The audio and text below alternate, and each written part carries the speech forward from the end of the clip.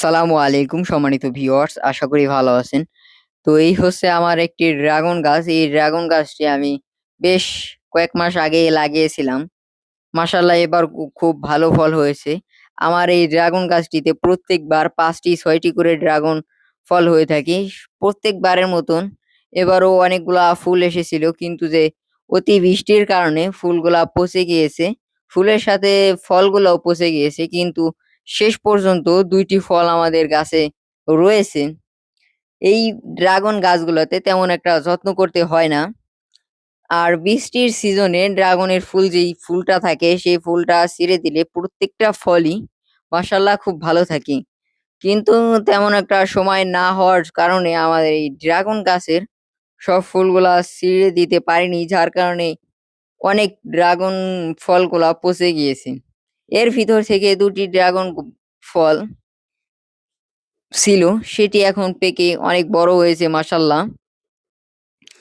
আপনারা চাইলে এই ড্রাগন ফলগুলা বা বাণিজ্যিকভাবে চাষ করতে পারেন। এই ড্রাগন ফলে অনেক লাভবান একটা ফসল বা ফল।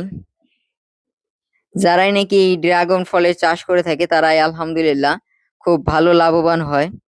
এই ড্রাগন গাছগুলাতে তেমন কোনো যত্ন করতে হয় না।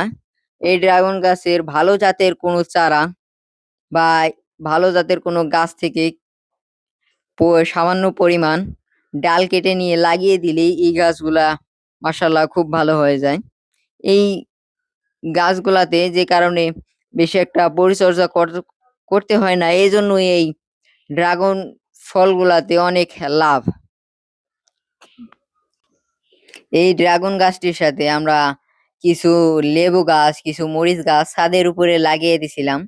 মাশাআল্লাহ সেই গাছগুলা থেকেও খুব ভালো পরিমাণ ফল আমরা এখন তুলতে পারছি। আপনাদের যদি এরকম কোনো পরিত্যক্ত ছাদ থাকে, ছাদের উপরে কোনো গাছপালা লাগানো হয় নাই, তাহলে আপনারা ওই ছাদের উপরে এই ধরনের কিছু ফল গাছ, কিছু ফুল গাছ লাগিয়ে দিতে পারেন। ফুল ফল গাছ লাগালে ছাদের উপরে রোদটাও কম লাগে, আবার ছাদ দেখতেও খুব ভালো দেখায়। আবার এই ফল ফুল গাছ থেকে ভালো পরিমাণ ফলও পাওয়া যায়। আবার ফুল গাছ থেকে ফুলও পাওয়া যায়।